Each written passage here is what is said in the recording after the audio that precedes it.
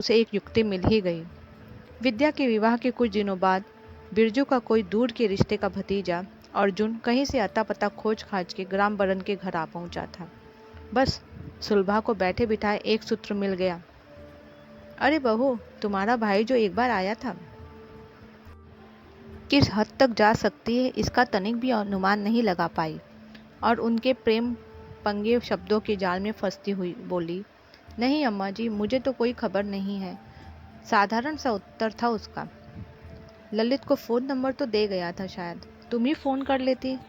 दुखी सा चेहरा बनाते हुए आगे बोली, बेचारा बेमाँ का बच्चा, अपनों से हाल खबर होती रहे तो इंसान को ढाढ़स रहता है। और विद्या फंस गई सासू माँ के बिछाए हुए जाल में। उसे क्या पता था कि मीठी छुरी की तेज धार पर उसने अपना पाँव रख दिया है। अर्जुन से फ़ोन पर हाल चाल हुआ तो सासू माँ ने कहा कि उसे यहाँ कहो ना, कभी इधर भी घूम जाया करे। यहाँ से कानपुर भला दूर ही कितना था। अर्जुन का आना जाना चालू हुआ तो सुलभा के मीठे बोलों और विद्या के बनाए स्वादिष्ट भोजन और अपनेपन से ऐसा बंधा कि उसका आना जाना बढ़ता ही चला गया। विद्या का घर उसे अपना ही घर लगने लगा था। विद्या को भी अच्छा लगता कि उसके जीवन के मनहूस दायरे में कोई अपना तो मिला जो निश्चल निष्कपट भाव से दो बातें करता है। सासू माँ के अतिशय प्रेम जाल में फंसी भला वह क्या जानती थी कि पूरी बिसात उसे ही बर्बाद करने के लिए बिछाई गई है। अर्जुन अक्सर शनिवार रविवार को ही आता था। होने भी अपना काम कैसे कर डालती है भला कब कोई जान पाया है। पहले तो वह गलत व्यक्ति का साथ देती ही देखी गई है, भले ही बाद में उसे करने का फल भोगना ही पड़े। एक शनिवार को कुछ ऐसा ही घटित हो गया। सुलभा लगभग हर शनिवार को किसी न किसी बहाने से घर से टल जाने का प्रयास करती थी ताकि कोई छोटा सा भी मौका हाथ लग जाए तो उसका काम बन जाए। उस दिन वह सुबह सुबह कहीं प्रवचन सुनने का कहकर घर से निकल गई। विद्या को पिछले 2 दिन से हल्का हल्का बुखार रह रहा था। सुलभा के जाने के बाद उसने किसी तरह घर के कामकाज निपटा कर अपनी दवा खाई और जाकर अपने बिस्तर पर लेट गई। थकावट और बुखार के कारण टूटा हुआ शरीर लेटते ही उसकी आंख लग गई। नींद अभी गहराई भी नहीं थी कि डोरबेल बज उठी। कमजोर शरीर और कच्ची नींद उठते ही उसे चक्कर आ गया और वह दरवाजे के पास पहुंचते पहुंचते वह गिर गई। सिर दीवार से जा लगा और उसकी चीख निकल गई। दरवाजे पर खड़े अर्जुन के कानों में उसकी चीख पड़ी तो वह भी घबरा गया और बोला, क्या हुआ दीदी? विद्या ने किसी तरह खड़े होकर दरवाज़ा तो खोल दिया, पर खड़े होते ही उसे पुनः जोरदार चक्कर आया और वह बेहोश हो गई। फिर उसकी आंखें खुली तो वह अस्पताल में थी। अर्जुन, रामबरन और सुलभा भी वहीं मौजूद थे। रामबरन उसके सिरहाने बैठ उसका सिर सहला रहे थे। उसे होश आया तो उन्होंने पूछा, अब कैसी हो बेटी? सुलभा एक किनारे पर खड़ी थी, चेहरा तमाया हुआ सा था। तभी पास खड़े अर्जुन पर उसकी नज़र पड़ी और उसे याद आया कि दरवाज़ा खोलने से पहले उसने अर्जुन की आवाज़ सुनी थी। अर्जुन ज्यों ही पास जाकर पूछा, आप कैसी हो दीदी? बस फूस में लगी आग की तरह उबल ही तो पड़ी सुलभा। चलो बस करो ये दीदी दीदा का नाटक। बहुत धूल झोंक चुके हम सबकी आंखों में भाई बहन का नाटक करके। बेचारा ललित जाने कैसे इतने दिन से बर्दाश्त कर रहा है ये सब, और आज तो हद ही हो गई। घर में पर हम सब अड़चन थे ना, इसलिए चोट का बहाना बनाकर अस्पताल ही उठा लाया कि यहाँ तो एकांत मिलेगा ही। रामबरन भौचक्के थे। पत्नी की इस रूप की तो उन्होंने कल्पना तक नहीं की थी। उधर अर्जुन बेचारा पानी पानी हुआ जा रहा था। जिस विद्या को वो बचपन से बड़ी बहन की तरह मानता चला आया था, उसी को लेकर इतना घृणित आरोप। अब अपनी सफाई में वह बोले भी तो क्या। चुपचाप रामबरन के सामने सिर झुकाए खड़ा था। तभी रामबरन की आवाज़ उसके कानों में पड़ी। उसके सिर पर हाथ रखकर उन्होंने कहा था, तुम्हें दुखी होने की जरूरत नहीं है बेटा। फिर पत्नी को लाल आंखों से घूरते हुए बोले, मैं इस सबके पीछे की पूरी कहानी को अच्छी तरह जानता हूँ। तड़प कर सुलभा वार्ड के बाहर निकल गई और सीधे घर चली आई। घर आकर देखा तो ललित आ चुका था। यूँ तो उसे विद्या से कोई लगाव नहीं था, पर उसे घर में न देखकर पूछना तो बनता ही था। बस फिर क्या था, सुलभा की तो 5 उंगलियां घी में थी। बेटे को भरपूर समझाया, लेकिन बिना किसी पक्के सबूत को हाथ में लिए कोई बात दमदार न हो पाती। इसलिए सुलभा ने अपने आप को और भी नीचे गिराने में कमी नहीं की। विद्या को भी सभी रिपोर्ट्स आने तक अस्पताल में रुकना था। यहीं सुलभा ने अपनी गुट्टी फिट कर ली। विद्या विद्या की रिपोर्ट के साथ सुलभा विद्या को भी अस्पताल से ले आई।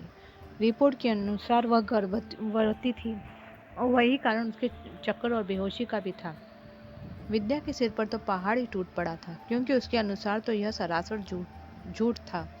उधर ललित पर इस ब्रह्मास्त्र ने अपना कमाल दिखा ही दिया। उसने तत्काल विद्या को घर से निकाल देने की घोषणा कर दी। बेचारे रामबरन पूरे विश्वास के साथ संपूर्ण घटना चक्र को एक षड्यंत्र मानते हुए भी कुछ न कर पाए, न बोल पाए और हार कर विद्या को साथ लेकर उसके गांव चले गए। आखिर विद्या उनकी जिम्मेदारी थी। बिरजू के घर का ताला एक बार फिर खुल गया। विद्या बीए पास थी, उसने बीएड भी किया हुआ था। रामबरन ने उससे कई जगह आवेदन दिलवा दिए और तत्काल उसके रहन सहन की व्यवस्था भी कर दी। रामबरन घर वापस लौट आए। उनकी वापसी पर माँ बेटी दोनों ने उनसे कोई सवाल नहीं किया, न उन्होंने ही अपनी तरफ से कुछ कहा। घर का वातावरण तनावपूर्ण था। आवश्यक बातों के अलावा और कोई बातचीत नहीं होती थी। उधर विद्या गांव में रहते हुए भी पूर्णतः रामबरन के ही संरक्षण में थी, जिसकी खबर सुलभा और ललित के कानों कान नहीं थी। हर काली रात के बाद सुखद सुबह का आगमन होता ही है। विद्या के भी भगवान ने सुन ली और जल्दी ही उसे एक जूनियर हाई स्कूल में नौकरी मिल गई। रामबरन ने चैन की सांस ली। विद्या के जीवन की गाड़ी चल निकली, पर फिर भी रामबरन उसका पूरा ध्यान रखते थे। उनका हाथ उसके सिर पर बराबर बना ही रहा, क्योंकि उसे तो उन्होंने अपनी जिम्मेदारी मान ही लिया था। सुलभा अपनी योजना को मूर्त रूप में देने में लगी हुई थी, जिसके लिए ललित का विद्या से तलाक होना जरूरी था। इसलिए वह ललित पर तलाक के लिए बराबर दबाव बना रही थी। उसकी मंशा थी कि जल्दी से जल्दी तलाक हो जाए तो काजल भारी भरकम दहेज के साथ उनके घर बहू बनकर आ जाए, पर ललित था कि किसी न किसी बहाने से टाल जाता था। सुलभा कुछ समझ नहीं पा रही थी कि आखिर मामला क्या है। चोर की दाढ़ी में तिनका वाली हालत हो रही थी उसकी। उसे संदेह हो रहा था कि कहीं ललित को असलियत का पता तो नहीं चल गया। कुछ हद तक उसका संदेह सही भी था, क्योंकि भले ही ललित ने उसे पत्नी रूप में स्वीकार नहीं किया था, पर उसे चरित्रहीन मानने के लिए भी उसका मन तैयार नहीं था। यही कारण था कि वह पूरे इस घटनाक्रम में खुद को किसी न किसी रूप में दोषी मान ही रहा था, और जोश में आकर उठाए गए कदम ने उसे हीन भावना से जकड़ लिया था। साथ ही उसे अपनी नौकरी पर भी काले बादल मंडराते नजर आ रहे थे। काजल का खिंचाव यकायक ललित से एक पोस्ट नीचे काम करने वाले रमेश की ओर बढ़ता दिखाई पड़ रहा था। इतना ही तो भी गनीमत थी। ललित मैनेजर था, प्रमोशन की कगार पर खड़ा हुआ था, पर प्रमोशन लिस्ट निकली तो एक तो उसमें ललित का नाम नदारद था, उल्टा रमेश को पदोन्नत करके सीनियर मैनेजर बना दिया गया था। न चाहते हुए भी ललित ने मिल मालिक श्याम किशोर जी से अपनी फरियाद सुनाई। फरियाद के जवाब में उसे टके भर का जवाब मिला, भाई ये सब तो काजल मैडम का डिपार्टमेंट है। अपने काम में दखल अंदाजी उसे कतई पसंद नहीं है, इसी से मैं उसके किए पर कुछ बोलता नहीं हूँ। मुँह लगा होने के कारण ललित ने कहा, सर मैं इतना पुराना कर्मचारी हूँ, मुझसे जूनियर को मेरे ऊपर बैठाना क्या जायज़ है? देखो ललित, ये जायज़ नाजायज़ मुझे मत बताओ। उनकी भाषा में कुछ सख्ती आ गई थी, जिसे ललित ने अनुभव किया। ये सब जांचना परखना तो काजल मैडम का है, अपनी सूझबूझ का कमाल है। माना कि तुम एक अच्छे कर्मचारी रहे हो, लेकिन इसका मतलब यह नहीं है कि कोई और तुमसे ज़्यादा लायक और काबिल हो ही नहीं सकता। उसकी पारखी दृष्टि कभी गलत निर्णय नहीं ले सकती। फिर पल भर ठहर कर बोले, वैसे तुम्हारी जगह तो बरकरार है ही, उस पर तो कोई आँच नहीं आई है, फिर क्यों परेशान हो? जाओ मस्त रहो। ललित चुपचाप वहाँ से चला आया। सब कुछ साफ था, आगे कुछ कहने सुनने के लिए बचा नहीं था। ललित तब से अनमना सा रहने लगा था। काजल का रुख बदल ही चुका था। अपने व्यवहार के बदलाव को वो छिपाना तो चाहती थी, पर सच्चाई भला कहीं छिप सकती थी। ललित को आभास हो चुका था कि उसकी नौकरी खतरे में पड़ चुकी है। उसने अन्य कई जगहों पर नौकरी के लिए आवेदन भी डाल दिए थे। ललित की मानसिक अवस्था बड़ी अजीब सी हो गई थी। वह न किसी से कुछ कहता था, न ही हंसता बोलता था, बस अपने आप में ही घुटता रहता था। एक ओर रोजी रोटी की चिंता तो दूसरी तरफ पत्नी के प्रति किए गए अन्याय को लेकर अपराध बोध की भावना से ग्रसित अपने दिल का दर्द कहता भी तो किससे। पूरे परिवार का माहौल तनावपूर्ण चल रहा था कि एक दिन तो वह हो गया जिसकी कल्पना किसी ने सपने में भी नहीं की थी। रामबरन और ललित एक परिचित की बीमार पत्नी को देखने उसी अस्पताल में जा पहुंचे जहां विद्या भर्ती की गई थी। कहते हैं कि सत्य कभी हारता नहीं है और झूठ कभी फलदायी नहीं होता है। रामबरन को वहां की एक नर्स ने देखते ही पहचान लिया और एकदम से पूछ बैठी, आप विद्या के पिता हैं ना? उसकी वाणी में बेचैनी और सुकून एक साथ ही झलक उठे थे। हाँ, वह मेरी बहू है, रामबरन ने सिर हिलाते हुए उत्तर दिया। कैसी हैं विद्या जी? कुछ संदिग्ध सा स्वर था नर्स का और साथ ही आगे बोली, मुझे आपसे कुछ कहना है। हाँ हाँ बेटी, कहो ना, दाहिने बाएं पैनी दृष्टि से देखते हुए नर्स ने बड़े आहिस्ते से कहा। यहाँ नहीं, आइए। कहते हुए नर्स गलियारे के थोड़े एकांत स्थान की ओर बढ़ गई। ललित भी साथ साथ आगे बढ़ा तो अपरिचित होने के कारण नर्स ने उसे साथ आने से मना कर दिया। एकांत में पहुंचकर नर्स ने जिस सत्य से पर्दा उठाया उससे रामबरन के दिमाग में तूफान मचा दिया। बाबूजी, मैं छटपटा कर रह गई थी, कुछ बोल नहीं पाई थी उस समय। विद्या जी 2 दिन यहाँ भर्ती रहीं। आप तो पहले ही दिन आए थे जब टेस्ट वगैरह हो रहे थे। दूसरे दिन तो माता जी ही आई थी और एक नहीं 2-3 बार वे यहाँ आई डॉक्टर चौधरी से मिलने। फिर रिपोर्ट तैयार होने के बाद डॉक्टर चौधरी ने विद्या जी के रूम में आकर उन्हें माता जी बधाई हो, आप दादी बनने वाली हैं कहते हुए रिपोर्ट थमा दी थी।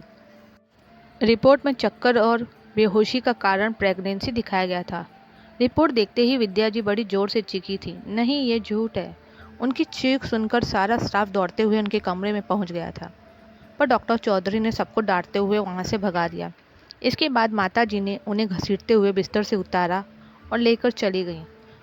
पल भर रुककर नर्स ने आगे कहा, यहाँ करीब करीब सबको असलियत का पता लग गया था, क्योंकि डॉक्टर चौधरी से जिस समय माता जी बात कर रही थी, एक वार्ड बॉय किसी काम से उनके कमरे में पहुंच गया था।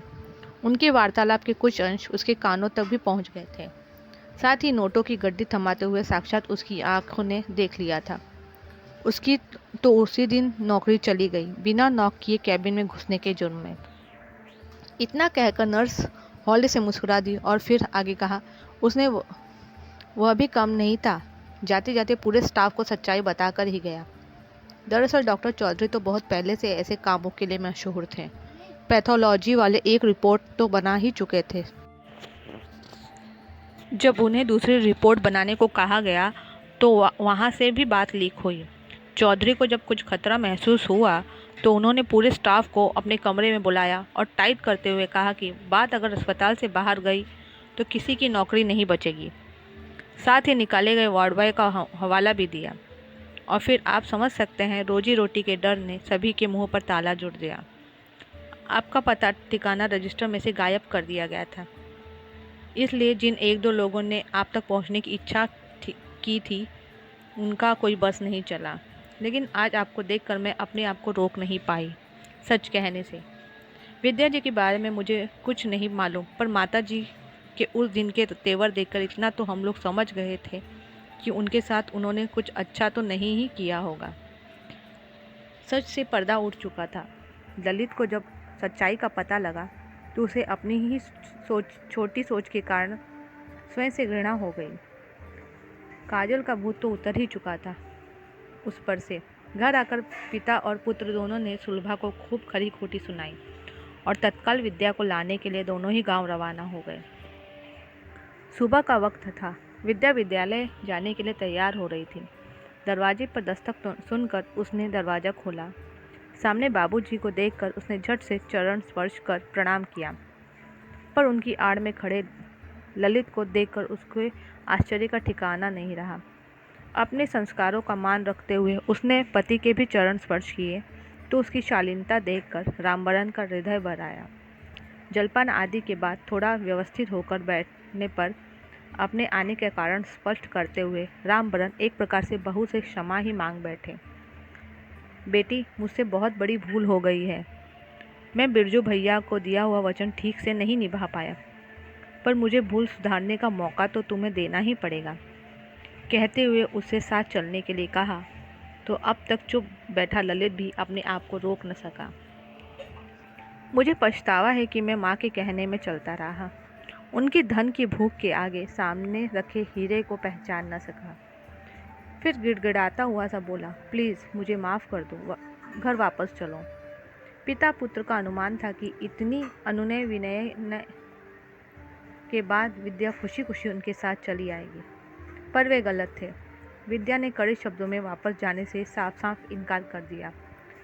बाबूजी, अब मैं उस घर में नहीं जाऊंगी। आपका मैं सम्मान करती हूँ, आप पिता तुल्य हैं, सदा रहेंगे भी। और ललित की ओर इशारा करके, और ये सदा मेरे पति रहेंगे, मेरे आखिरी सांस तक।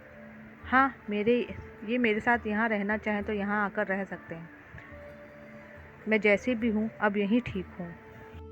रामबरन और ललित का मुँह खुले का खुला रह गया।